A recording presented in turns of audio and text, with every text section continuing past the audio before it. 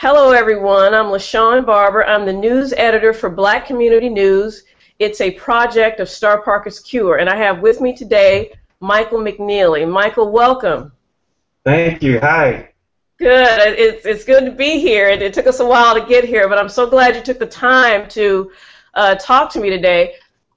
Star wanted me to talk to some of you guys who are actually in the trenches working, trying to engage minorities with the GOP. I update her blog, and I'm not really in the trenches. I write a lot and I share my opinion a lot, but it's people like you who are actually doing the hard work. My first question for you is tell us a little bit about yourself and what you do for the GOP.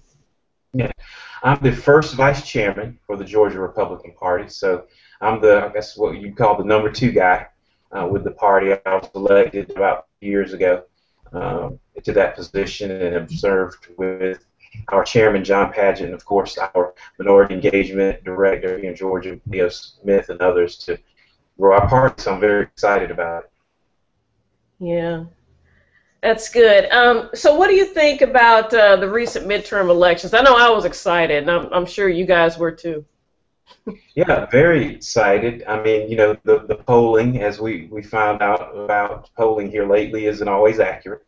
Mm-hmm. And we saw a clear and decisive victory in all of our races. Of course, the main ones being the governor's race as well as the U.S. Senate race. Mm-hmm. And you know, we saw some changes in who voted for our candidates in minority communities as well. So we're very excited about where we're going. But of course, this is just the beginning. We have a lot more work to do over the next few months and years.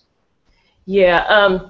Another question I wanted to ask is sort of a personal one. I came to the GOP by just examining what I believed in instead of just voting, you know, for a Democrat because that's what people I knew did. Did you grow up in a GOP family, or did you come to the party later in life? Yeah, I came to the party later in life. My parents voted Republican and Democrat over the years, and there wasn't a huge focus about politics in the house one way or the other. So what I did, I think one morning I was watching one of the morning news shows, maybe Good Morning America or something like that, and you know, I got to thinking. I said, you know, I don't know enough about my government and more specifically the parties than I need to. You know, made a lot of assumptions and voted Democrat, but it wasn't because I had taken the time to really understand the differences, but it was because, you know, that was the thing to do, you know. And so once I thought about that, I started doing the research. I went and bought one of those books on government from Barnes & Noble, one of the bookstores, and there was a chapter on the political parties, and they had, you know, the issues that we still deal with and talk about today: the economy, national defense, gun rights, you name it.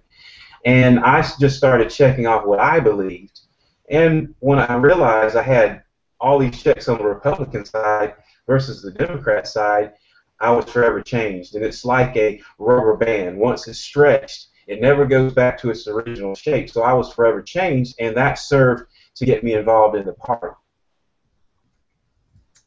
Yeah, that's a good analogy. I think probably a lot of Black Americans who vote for Republicans have that story. They voted later in life. Tell us, what does minority engagement or outreach look like? What exactly do you do? Well, I'm one person amongst a few others that work very hard every day to grow our party. And for me, you know, I think that it's important. You know, we focus so much on getting more minorities elected to, you know, the U.S. Senate, the House, some of these positions. But what is also important is to get individuals in positions like I am, so that people that are considering coming to the party can say, okay, well, if I come to the party, how am I going to be received? And it makes a difference for people to see individuals like myself be in a high-ranking position within the party and know that I'm working on these things. So what it really looks like is, you know, the engagement. That's the word we like to focus on versus the outreach. Is we know where people are. We know who we want to communicate with and to connect with. And so it's the phone calls, it's the meetings, it's investing time and money into things that matter. And I'll give you one example of what I'm talking about.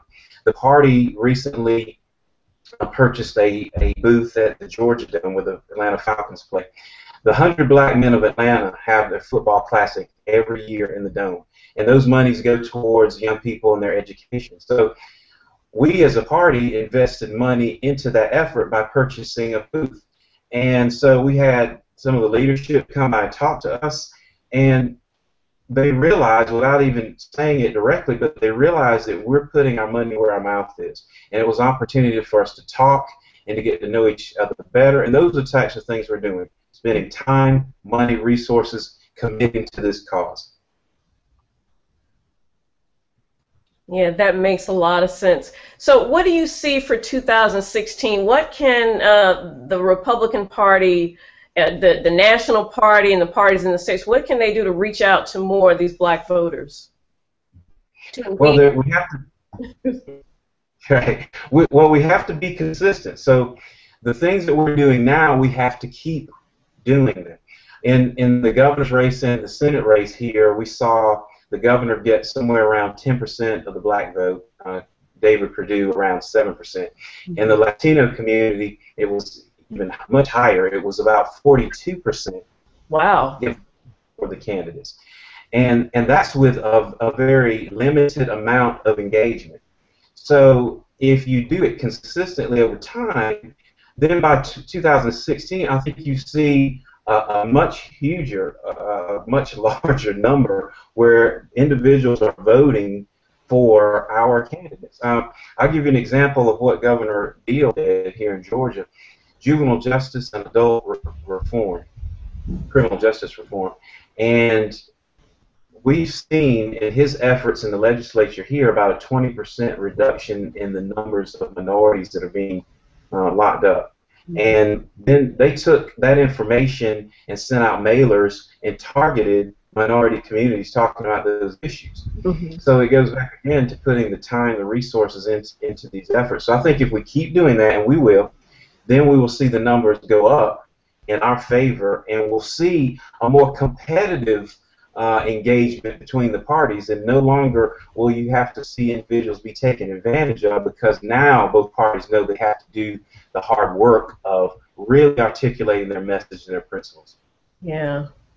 Well, that sounds good. Well, we thank you for your hard work. We all have our work cut out for us, and thanks a lot for taking the time out to talk to us today. Absolutely. Anytime. Glad to do it.